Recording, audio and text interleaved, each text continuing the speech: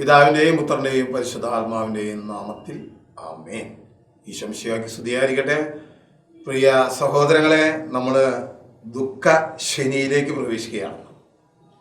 ദുഃഖശനിയുടെ പ്രത്യേകത എന്താണെന്ന് പലപ്പോഴും നമ്മൾക്കറിയില്ല, അല്ലെങ്കിൽ അതിന് വേണ്ട വിധത്തിലുള്ള പ്രാധാന്യം നമ്മൾ കൊടുത്തിട്ടില്ല. ദുഃഖശനി എന്ന് പറയുന്നത് മാമോദീസായുടെ നവീകരണമാണ്, ഒരു ഉടമ്പടി പുതുക്കലാണ് അന്ന് നടക്കുക. നമ്മൾ കൊച്ചിനെ സ്വീകരിച്ച മാമോദീസായെ കുറിച്ച് നമുക്ക് വല്ല ഓർമ്മയുണ്ടോ? നമ്മൾ വലുതായതിനു ശേഷം പ്രായമായപ്പോഴൊക്കെ മറ്റുള്ളവരുടെ ജ്ഞാനസ്നാനം അഥവാ മാമോദീസ നൽകുന്നത് നമ്മൾ കണ്ടിട്ടുണ്ടോ? കേട്ടിട്ടുണ്ട്, അനുഭവിച്ചിട്ടുമുണ്ട്. എന്നാൽ നമ്മുടെ മാമോദീസ എങ്ങനെ നടന്നു എന്ന് നമ്മൾക്കറിയില്ല, നമ്മൾ കണ്ടിട്ടില്ല. അതിനെക്കുറിച്ച് നമ്മൾക്ക് ഓർമ്മിക്കാൻ പോലും കഴിയില്ല. നമ്മൾ അത്ര കൊച്ചായിരിക്കുന്ന സമയത്ത് നടന്ന ഒരു സംഭവമാണ് ഈ മാമോദീസ. ദുഃഖശനി എന്ന് പറയുന്നത് വിശുദ്ധ കുർബാനയോടൊപ്പം നമ്മൾക്ക് അന്ന് തന്ന മാമോദീസായുടെ നവീകരണം, ഉടമ്പടി നമ്മൾ വീണ്ടും ഓരോരുത്തരും ഏറ്റു ചൊല്ലിക്കൊണ്ട് ആ ഉടമ്പടി അതല്ലെങ്കിൽ മാമോദീസ നവീകരിക്കപ്പെടുകയാണ് നമ്മൾ ചെയ്യുന്നത്. നമ്മുടെ ഹൃദയത്തിൽ സ്വീകരിക്കുകയാണ് ചെയ്യുന്നത്. നമുക്ക് നൽകിയ മാമോദീസായുടെ കാലത്ത് നമ്മൾ കൊച്ചുകളായിരുന്നത് കൊണ്ട് അത് അറിവിൻ്റെ കാലത്തൊന്നും അല്ല നടന്നിട്ടുള്ളത്. അത് നമ്മൾക്ക് ഓർമ്മ പോലുമില്ല. പല സഭക്കാരും നമ്മളതിനെ പരിഹസിക്കുന്നുണ്ട്. ഈ കൊച്ചിലെ 90 ദിവസം പ്രായമായ കൊച്ചുങ്ങൾക്കോ അല്ലെങ്കിൽ അതിന് താഴെയുള്ള കൊച്ചുങ്ങൾക്കൊക്കെ മാമോദീസ കൊടുത്തിട്ട് അവരെന്തറിയാനാ? ഈ മാമോദീസയ്ക്ക് യാതൊരു യോഗ്യതയുമില്ല, അതൊക്കെ അസാധുവാ എന്നൊക്കെ പറഞ്ഞ് നമ്മളെ ചിലരെ വഴിതെറ്റിക്കാൻ, വിശ്വാസത്തിൽ നിന്ന് വ്യതിചലിപ്പിക്കുവാനായിട്ട് പലരും ചിന്തിക്കുന്നുണ്ട്, അതിന് ശ്രമിക്കുന്നുമുണ്ട്.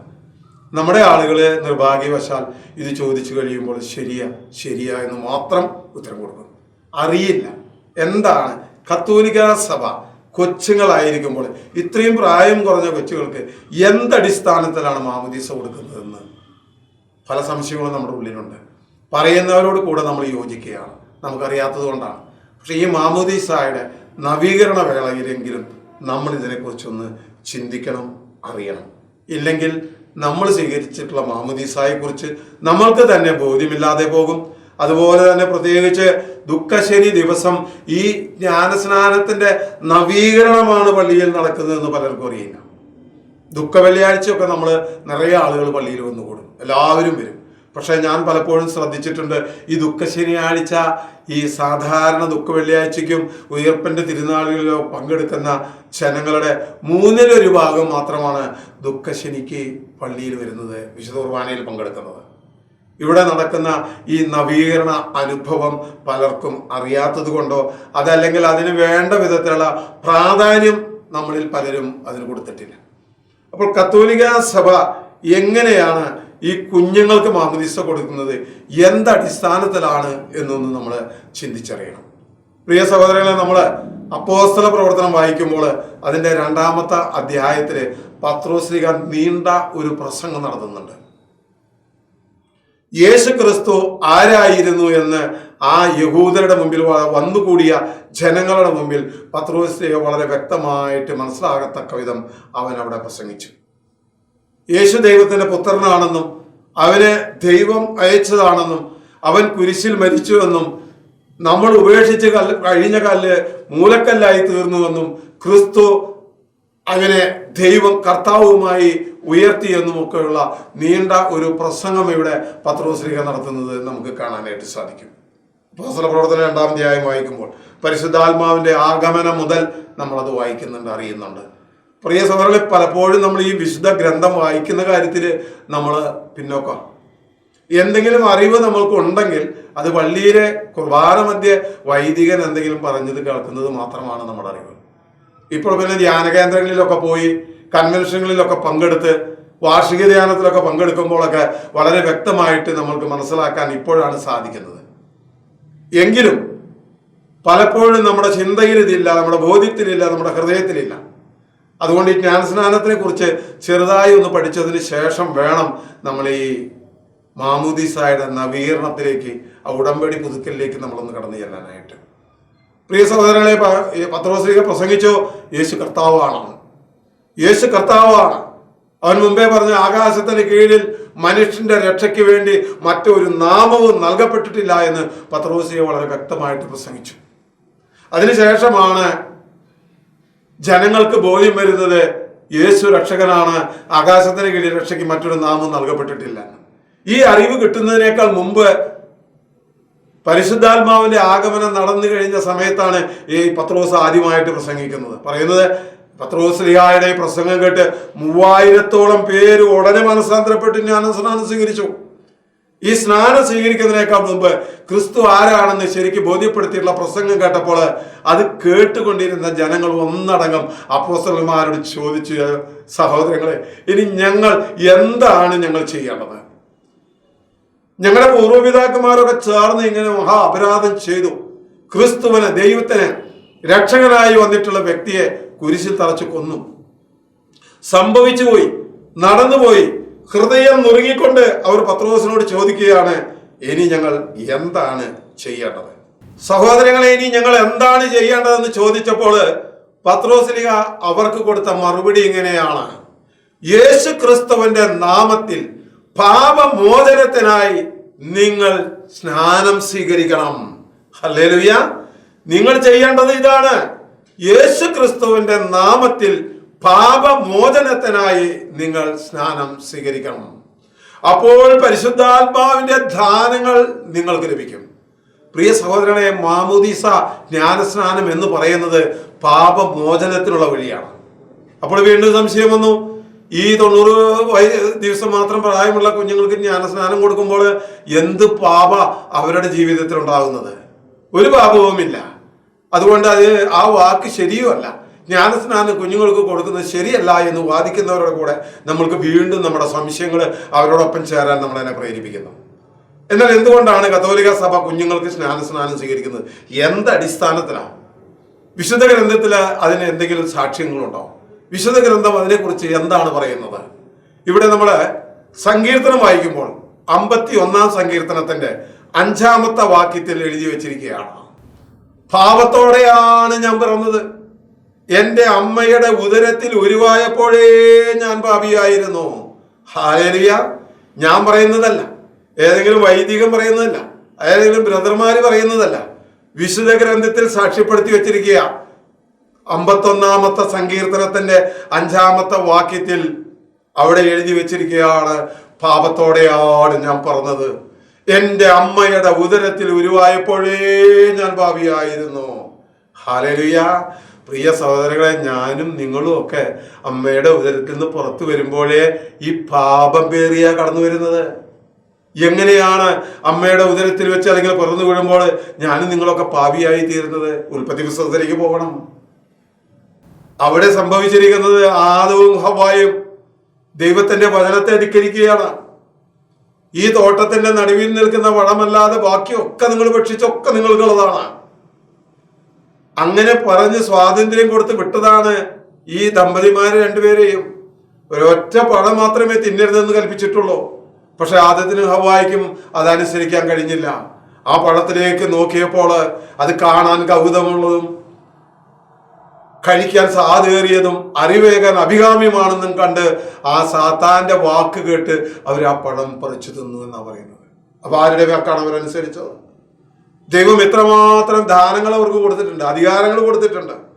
ഈ ഏദൻ തോട്ടം എന്ന് പറയുന്നതിന്റെ മുഴുവന്റെയും ചുമതല, അധികാരം അവർക്കുള്ളതാ.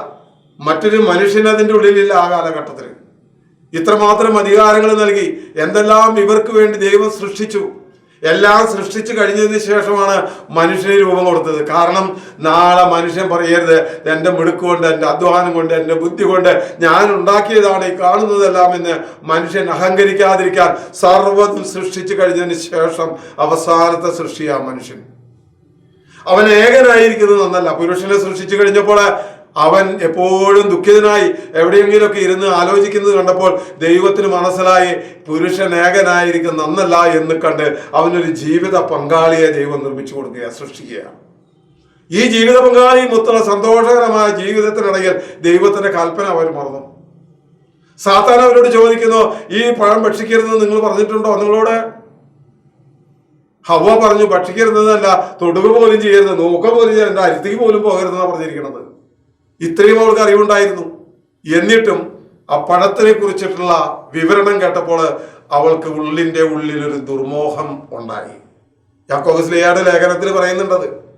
ദുർമോഹം ഗർഭം ധരിച്ച് പാപത്തെ പ്രസവിക്കുന്നു, പാപം പൂർണ്ണ വളർച്ചയെത്തി മരണത്തെ ജനിപ്പിക്കുന്നു. ഈ വചനം ഹവ്വായുടെ ആദ്യത്തിന്റെ ജീവിതത്തിൽ അക്ഷരാർത്ഥത്തിൽ അത് നിറവേറി. അവർ ദൈവത്തിന്റെ വചനം ധിക്കരിച്ചു, ദൈവത്തിന്റെ പ്രമാണങ്ങൾ അവർ ഓർത്തില്ല. അതല്ലെങ്കിൽ തന്നെ അങ്ങനെ ആയാൽ തന്നെ എന്ത് എന്ന് അവർ ചിന്തിച്ചു. കാരണം സാത്താൻ അവരോട് പറഞ്ഞു, ഇത് ഭക്ഷിക്കരുത്, നിങ്ങളോട് നിങ്ങളുടെ ദൈവം പറയാനുള്ള കാരണം അസൂയ നിമിത്ത. കാരണം ഇത് ഭക്ഷിച്ചു കഴിഞ്ഞാൽ നിങ്ങളും ദൈവത്തെ പോലെയാകും. ഇത് ഭക്ഷിച്ചു കഴിഞ്ഞാൽ നിങ്ങളും ദൈവത്തെ പോലെ ആകും. അങ്ങനെയുള്ള ഒരു ദുർമോഹമാണ് അവരുടെ ഹൃദയത്തിന്റെ ഉള്ളിൽ വന്നത്. ഇത് ഭക്ഷിച്ചു കഴിഞ്ഞാൽ ഞാൻ ദൈവത്തെ പോലെയാണെങ്കിൽ ദൈവത്തിന്റെ ആവശ്യം എനിക്ക് എന്തിനാ? ഞാനും ദൈവത്തെ പോലെയാകും. എനിക്ക് ശക്തിയുണ്ട്, എനിക്കും ബുദ്ധിയുണ്ട്, എനിക്കും കാഴ്ചയുണ്ട്, എനിക്കും കഴിവുണ്ട്, ജ്ഞാനമുണ്ട്, അറിവുണ്ടാകും എന്നൊക്കെ കരുതി ആ പഴം എന്ന് അവർ ഭക്ഷിച്ചോ, അന്നു മുതൽ പിന്നീട് ജനിക്കുന്ന എല്ലാ കുഞ്ഞുങ്ങളുടെ മേലും ഈ ഉത്ഭവ പാപമുണ്ടായി. അതിന് പരിഹാരം ചെയ്തത് പിന്നെ ക്രിസ്തുവിന്റെ വരവിന് ശേഷമാണ്. ഈ പാപം ചെയ്ത മനുഷ്യന്റെ സന്തതികളായിട്ടാണ് പിന്നെ നമ്മൾ ഓരോരുത്തരും ഈ ഭൂമുഖത്ത് ജനിച്ചത്. അതുകൊണ്ടാണ് സങ്കീർത്തകൻ ഇങ്ങനെ എഴുതി വെച്ചത്, പാപത്തോടെയാണ് ഞാൻ പിറന്നത്. എൻ്റെ ആദ്യ മാതാപിതാക്കൾ ചെയ്തു വെച്ച പാപം അനുസരണക്കേട് എൻ്റെ ജീവിതത്തിൽ എനിക്ക് ലഭിച്ചു. അവൻ അത് അറിഞ്ഞു. അതുകൊണ്ടാ സങ്കീർത്തകൻ പറഞ്ഞത്, എൻ്റെ അമ്മയുടെ ഉദരത്തിൽ ഉരുവായപ്പോഴേ ഞാൻ പാപിയാണ്. പ്രിയ സഹോദരങ്ങളെ, കത്തോലിക്ക സഭ കുഞ്ഞുങ്ങൾക്ക് ജ്ഞാനസ്നാനം കൊടുക്കുന്നുണ്ടെങ്കിൽ അത് ഈ വചനത്തിന്റെ കൂടി അടിസ്ഥാനത്തിലാണ്. ഞാനും നിങ്ങളൊക്കെ പിറന്നു വീണത് പാപത്തോടെയാ, ഉത്ഭവ പാപത്തോടെയാ. ആ പാപം നീക്കം ചെയ്യപ്പെടാൻ വേണ്ടിയാണ് മാമോദീസ നമ്മൾക്ക് നൽകുന്നത്. പത്രോസ് ശ്ലീഹായുടെ വാക്കുകൾ കൂടെ നമ്മൾ കേൾക്കണം. നമ്മൾ ധ്യാനിച്ചില്ലേ അപ്പോസ്തല പ്രവർത്തനം 2-ാം അധ്യായത്തിന്റെ 37 മുതലുള്ള വാക്യങ്ങളിൽ പത്രോസ് ശ്ലീഹ പറയുക, നിങ്ങൾ യേശുക്രിസ്തുവിന്റെ നാമത്തിൽ പാപമോചനത്തിനായി സ്നാനം സ്വീകരിക്കണം. നിങ്ങൾ ക്രിസ്തുവിന്റെ നാമത്തിൽ സ്നാനം സ്വീകരിക്കുമ്പോൾ നിങ്ങൾക്കുണ്ടാകുന്നത് പാപമോചനമാണ്.